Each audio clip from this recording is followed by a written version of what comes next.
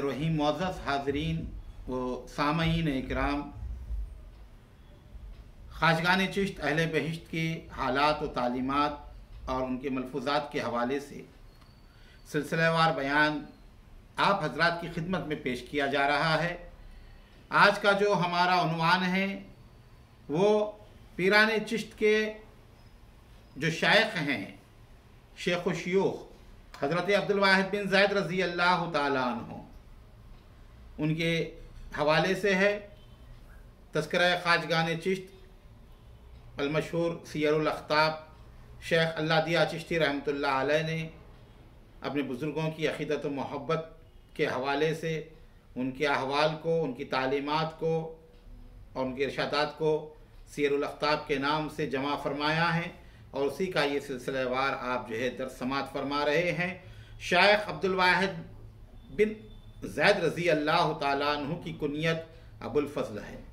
आप उम्दतुल मशाइख़ दहर और ज़ुब्दतुल औलिया असर में से थे, यानी अपने औलिया अल्लाह जो इतने उनके ज़माने के थे उनमें नुमाया मुक़ाम और शान अल्लाह ने आपको अता फरमाई थी। सूफिया आपको आरिफ अकमल, शरफ़ुल इस्लाम वल मुस्लिमीन और रुकनुल मिल्लत व दीन के लक़ब से याद करते हैं। अल्लाह अकबर, क्या शान है, क्या अज़मत है, अल्लाह ने क्या मुक़ाम अता फरमाया। जो सूफिया हैं वो आपको आरिफ अकमल समझते हैं, कमाल दर्जे का इरफान रखने वाले। शरफ़ुल इस्लाम वल मुस्लिमीन समझते हैं, मुसलमानों की इज़्ज़त है, इस्लाम की इज़्ज़त है, शर्फ है। रुकनुल मिल्लत व दीन, आपकी ज़ात ऐसी ही है जैसे सुतून हैं ईमान व इस्लाम व एहसान के दरमियान।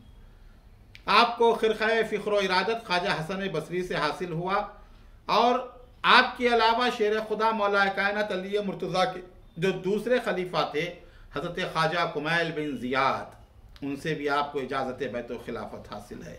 अब्दुल वाहिद एक तरफ अजमी सिलसिले में भी हैं और दूसरी तरफ हज़रत सैयदना अब्दुल वाहिद बिन ज़ैद से जो ज़ैदियान खानवादा निकला। दोनों खानवादों की फ्यूज़ व बरक़ात को हासिल करने वाली शख्सियत। उमूमी तौर पर ऐसा होता है कि किसी के शेख का इंतकाल हो जाए तो दूसरों की जानिब रुजू होते हैं अपनी तकमील के लिए और तरबियत के लिए, या कहीं तरबियत मुकम्मल ना हो, तालीम मुकम्मल ना हो, तो इस सूरत में भी वो किसी दूसरे शेख से जो है रुजू हुआ करते हैं। तो इस तरह जो है दोनों बुज़ुर्गों से आपने फैज़ हासिल किया और ख़ुद ये भी आता है कि आप हज़रत अली मुर्तज़ा शेर खुदा के शागिर्द थे, आपको शर्फ़ तलम्मुज़ हासिल था। अब हो सकता है कि बचपने में शागिर्दी में गए हों, कोई चीज़ें सीखी हों आपने मौलाए कायनात से, और जब सने शऊर को पहुँचे, सिने शऊर को पहुँचने के बाद जब तक मौलाए कायनात इस दार फ़ानी में मौजूद ना हो तो आपने जो है हज़रत हसन बसरी के दामन करम को दस्ते इरादत से थाम लिया हो। तो ये चीज़ हो सकती है वहाँ पर कि गुमान ऐसा हो सकता है, क्योंकि आप हज़रत अली के लिए मुलाकात के लिए गए हों, फिर इत्तला मिली हो तो वो शहादत पा चुके हैं, तो आपने हसन बसरी के दामन करम से जो है अपनी निस्बत को इस्तेवार किया और अपने मामले को दुरुस्त फरमाया। आप हमेशा रोज़े से रहते और 3-3 रोज़ पर इफ्तार फरमाते और इफ्तार में 3 लुक़मों से ज़्यादा ना खाते। समा आपको मरग़ूब था, किसी वक्त पर भी गिरिया वज़ारी के बायस आंखों से खुश्क नहीं होते, हमेशा गिरिया वज़ारी करते, खौफ खुदा से रोते। खौफ खुदा से रोना ये अल्लाह की नेमतों में से बड़ी नेमत है। फरमाया कि 2 आँखें जहन्नम की आग से महफूज है, रसूलुल्लाह की हदीस पाक में है। पहली आँख वो जो सरहदों की हिफाजत करती है, जो मुल्क की हिफाजत के लिए जागते रहती है, सरहदों पर रहते हैं मुजाहिदीन सिपाही, उनकी। और दूसरी आँख वो जो अल्लाह के खौफ से रोती है और अल्लाह की बारगाह में गिरिया वज़ारी करती है। तो ये जो है दोज़ख की आग से महफूज हैं। ये खासा है औलिया अल्लाह का कि वो हमेशा गिरिया वज़ारी में रहते हैं या उनकी आँखों से आंसू जारी होते हैं, और जो संग दिल होते हैं, जिनके दिल सख्त होते हैं, उनको रोना नहीं आता। तो ये नर्म दिलों की अलामत है और अल्लाह नर्म दिलों को पसंद फरमाता है। ख्वाजा हसन बसरी के हल्क़ा इरादत में आ जाने के बाद आपने तमाम अलाइक़ दुनियावी से अलहदगी इख्तियार कर दी और घर में जो कुछ मालो मता था सब दरवेशों में तकसीम कर दिया। हाथ में दिरहम व दीनार पकड़कर अपने हम चश्मों में जलील व शर्मिंदा हों ये ना कर सकूं। और फरमाया अगर किसी फ़कीर व मोहताज को देने के लिए रुपया पैसा छोड़ने पड़ते हैं तो हाथ को इतना धोते कि छिल जाता। दरवेश को खाली हाथ, खाली पेट और खाली जेब होना चाहिए। अगर ऐसा नहीं है तो उसे दरवेश समझना नहीं चाहिए। तो दरवेश क्या है? फरमाते हैं कि वो है जिसके हाथ भी खाली हैं, पेट भी खाली है और जेब भी खाली है, यानी मालो मता नहीं रखता। हज़रत शेख अब्दुल वाहिद बिन ज़ैद रज़ी अल्लाह ताला अन्हु के बारे में मशहूर है कि मुरीद होने से पहले 40 बरस तक आप इबादत और रियाजत में मशगूल रहे और तमाम उलूम में महारत हासिल कर ली।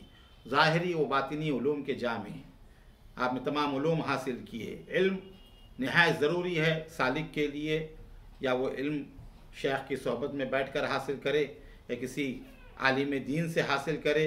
इल्म का हासिल करना ज़रूरी है और आपको तो अल्हम्दुलिल्लाह मौलाए कायनात के शागिर्दों में से आप थे और आपको ये शर्फ हासिल था जो बाबुल इल्म हैं और उन्हीं से इल्म हासिल किया था।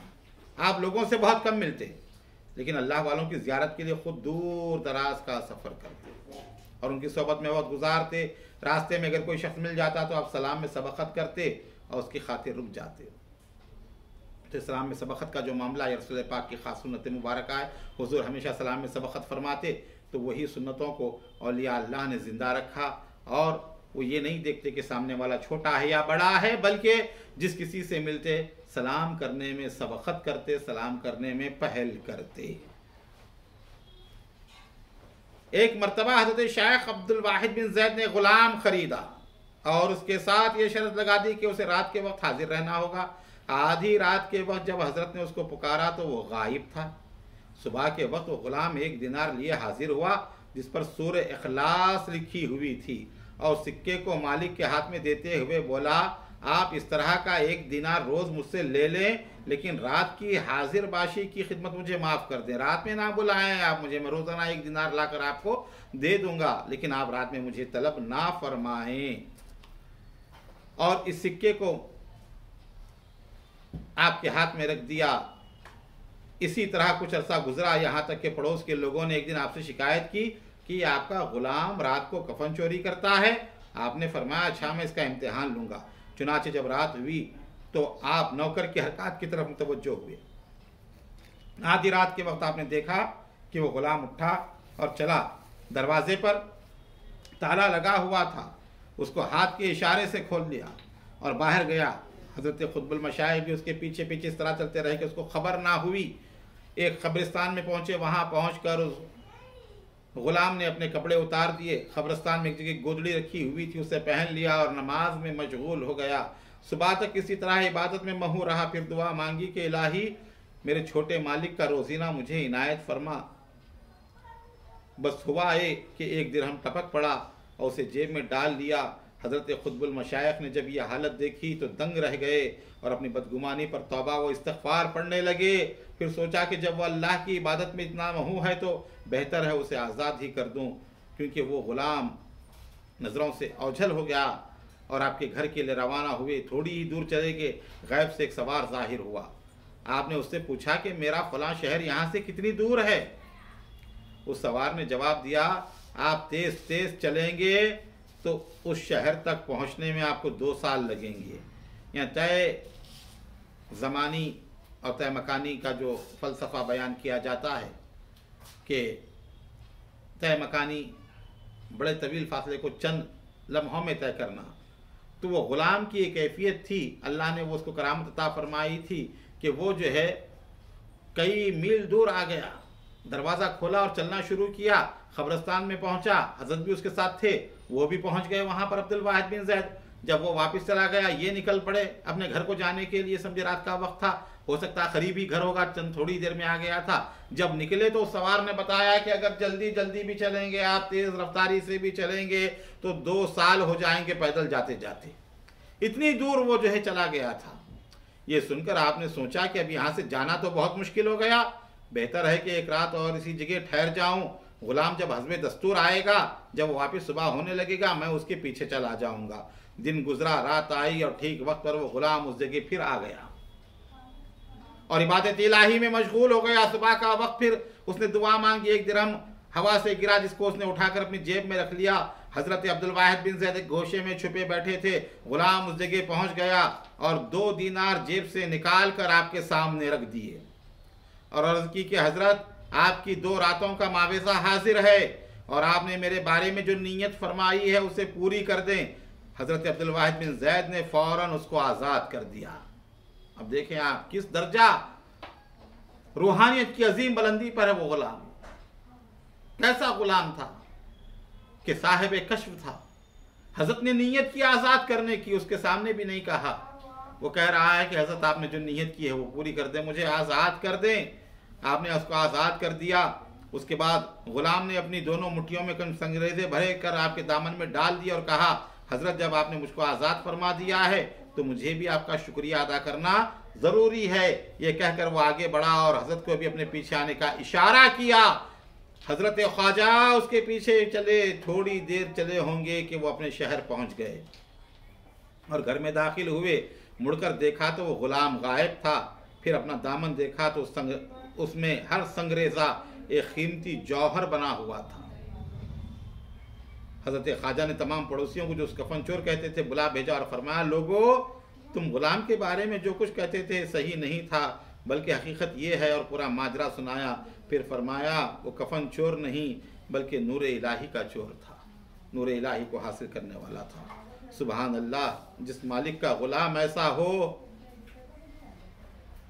उस मालिक के मर्तबे का क्या पूछना, और जिस गुलाम का मालिक ऐसा हो उस गुलाम की खुशकिस्मती का क्या ठिकाना। क्या बात है, क्या फरमाते हैं। देखिए, जिस मालिक का गुलाम ऐसा है इतनी अजमत पर हो तो मालिक का आलम क्या होगा, और जिसका मालिक ऐसा है उस गुलाम का आलम। हज़रत ख्वाजा अब्दुल वाहिद बिन ज़ैद एक मरतबा वाज फरमा रहे थे कि जो शख्स अपना तमाम मालो मता अल्लाह की राह में कुर्बान कर देगा उसे जन्नतुल फिरदौस में ठिकाना और आंखों में घप जाने वाली नूर सरिश्त हुरें मिलेंगी। इत्तेफाकन 4 भाई उस मजलिस में शरीक थे। उनमें से एक के दिल में ये बात जम गई और वो फ़ौरन वहाँ से उठा और घर आया, अपना सारा मालो मता फुकरा में तकसीम कर दिया और तन्हे तनहा हज़रत ख्वाजा अब्दुल वाहिद बिन ज़ैद की खिदमत में हाजिर होकर सारा हाल कह सुनाया। हज़रत ख्वाजा ने उसको शाबाशी दी, तसल्ली और तशफ़ी देकर इसमें आज़म पढ़ने की हिदायत फरमाई। इसमें आज़म पढ़ने के दौरान उस आदमी ने देखा कि एक दिलकश बाग है और उसमें ज़मरुद का एक खूबसूरत महल है। उस महल में बहुत ही हसीन और जमील औरतें जमा हैं जो उसे देखकर आपस में कह रही हैं, ये हूर ऐनुल मर्ज़िया का शौहर आ रहा है। वो मर्द उनके नज़दीक गया और पूछा, तुम में हूरुल ऐनुल मर्ज़िया कौन है? उन लोगों ने एक ज़बान होकर कहा, अल्लाह अल्लाह, ये कैसी बात आप कर रहे हैं, हम लोग तो हूरुल ऐनुल मर्ज़िया की लौंडियाँ होने के भी लायक नहीं हैं। आप उसे देखना चाहते तो और आगे जाएं। वो शख्स और आगे बढ़ा। एक बाग और महल में देखा जो पहले से ज़्यादा खूबसूरत और शानदार था। उस महल में भी परी जमाल, हसीन और आना दो शीज़ाएँ जमा थीं और उन लोगों ने भी उसे देखकर वही कहा कि जवान हूरुल ऐनुल मर्ज़िया का शौहर मालूम होता है। उस शख्स ने औरतों से भी यही सवाल किया कि तुम में से हूरुल ऐनुल मर्ज़िया कौन है? उन्होंने जवाब दिया, हूर ऐनुल मर्ज़िया को देखना चाहते हो तो और आगे जाइए, हम लोग तो उसकी लौंडियों की भी बराबरी नहीं कर सकती। मजबूर होकर वो शख्स और आगे बढ़ा। एक और बाग और महल देखा जो पहले से ज़्यादा खूबसूरत और पुरश हुआ था। उसमें महरो माँ को शर्मा देने वाली हसीन औरतें मौजूद थीं। अब उसे यकीन हो गया हूर ऐनुल मर्ज़िया इन्हीं में से एक होगी। उसके पास जाकर उसने पूछा कि तुम में से हूर ऐनुल मर्ज़िया कौन है? उन लोगों ने बड़ी नरमी से जवाब दिया कि हम लोग हूर ऐनुल मर्ज़िया की लौंडियाँ हैं। आप बिलाशुबा उनके शौहर मालूम होते हैं। आप मेरी मालिका से मिलना चाहते हैं तो अंदर तशरीफ़ ले जाएं। इस बात से उसका दिल खुशी से उछलने लगा और वो पर्दा उठाकर महल के अंदर चला गया। देखा कि हूर ऐनुल मर्ज़िया बनी संवरी 16 सिंगार किए हुए दुल्हन बनी बैठी हैं और वो मर्द दिलो जान से उस पर आशिक हो गया। एक नारा मार कर बेहोश हो गया। थोड़ी देर में जब होश आया, परी पैकर ने उसको इशारे से बुलाकर अपने पास बिठाया। अब उस शख्स के सब्र व ज़ब्त का यारा ना रहा और उसने दस्ते शौक़ बढ़ाकर अपनी आगोश में लेना चाहा। हूर ऐनुल मर्ज़िया ने बड़ी दिल रुबाई और नरमी से उसे कहा, आप इतने बेचैन और मुस्तरिब क्यों हो रहे हैं? बस हम लोगों के वस्ल में 3 घंटों से ज़्यादा की ताख़ीर नहीं है और आप जानते हैं एक पहर गुजरने में कितनी देर लगती है। ये 3 घंटे तो देखते देखते गुजर जाएंगे और हम दोनों एक दूसरे के वस्ल से शाद काम होंगे। ये सुनकर उस मर्द ने दस्ते शौक़ को रोक लिया। एकाएक उसकी आँख खुल गई और वो होश में आ गया। लेकिन जब उसने अपनी महबूबा को नहीं देखा तो मुर्ग़ बिस्मिल की तरह तड़पने लगा। यहाँ तक कि हज़रत अब्दुल वाहिद बिन ज़ैद को ख़बर हुई, उन्होंने उसको अपने पास बुलाया और फरमाया कि अहमक, ये कैसी दीवानगी तुझ पर तारी है। उस मर्द ने पूरा किस्सा सुनाया। आपने आहिस्ता से उसके कान में फरमाया, तुम्हारी बातें सब सही हैं, लेकिन तुमको अपनी महबूबा का वो जुमला याद नहीं रहा जो उसने तुमसे कहा था। फिर एक पहर यानी 3 घंटों के लिए इस्तराब, कैसा तुम मुस्तरिब ना हो, एक पहर में वसल से शाद काम हो जाओगे। इसी दौरान कुफ़ार की एक जमात शहर पर हमला आवर हुई और लोग जिहाद के लिए निकल खड़े हुए। ये शख्स भी हथियार लगाकर शामिल जिहाद हुआ और जी खोल कर दाद शुजाअत दी। बेशुमार मुखालिफिन को, मुशरिकीन को जहन्नम वासिल किया। आखिर में लड़ता हुआ दूसरे मुसलमानों के साथ शहीद हुआ। फतह मुसलमानों को हुई और दुश्मन मगलूब व मखूर हुए। हज़रत ख्वाजा अब्दुल वाहिद बिन ज़ैद रज़ी अल्लाह तआला ने उस मर्द जांबाज की लाश मुबारक खुद तलाश करके निकाली। शहीद के मुतबस्सम चेहरे पर एक ख़ास किस्म का जलाल और जमाल रहा था जो बहुत कम शुहदा में देखा गया। फिर हज़रत अब्दुल वाहिद बिन ज़ैद ने उस पर नमाज पढ़कर अपने दस्ते मुबारक से उसकी तज़दीफ़ व तकफ़ीन फरमाई। अजीब बात यह है कि ये तमाम वाक़ियात 3 घंटों के अंदर हो गए। एक पहर के अंदर वो कुफ़ार आए भी, जिहाद भी हुआ, शहादत भी हो गई, उसकी तदफीन भी जो है हो गई। ये आपके वाज़ बयान और नसीहत व वसीयत का असर था और चंद बातें हैं। इंशाअल्लाहुल मुस्तान आगे ये ज़िक्र चलेगा। अल्लाह ताला हम तमाम को अज़ीमुल मर्तबत ख़ाजगान चिश्त अहले बहिश्त की तालीमात पर अमल का जज्बा अता फ़रमाएँ, उनकी सच्ची अक़ीदत व मोहब्बत, उनकी इत्तिबा व इताअत की तौफ़ीक़ अता फ़रमाएँ। ई दुआ अज़मन व जुमला जहाँ आमीन। बाद इलाही ताबुवत खुर्शीद व माही, चराग़े चिश्तियाँ रा रोशनाई, अगर गीती सरासर बात गिरत, चराग़े चिश्तियाँ हरगिज़ नमीरत। व सल्लल्लाहु तआला अला खैरि ख़ल्क़िही सय्यिदना मुहम्मदिन व अला आलिही व अस्हाबिही अजमईन, वल्हम्दुलिल्लाहि रब्बिल आलमीन।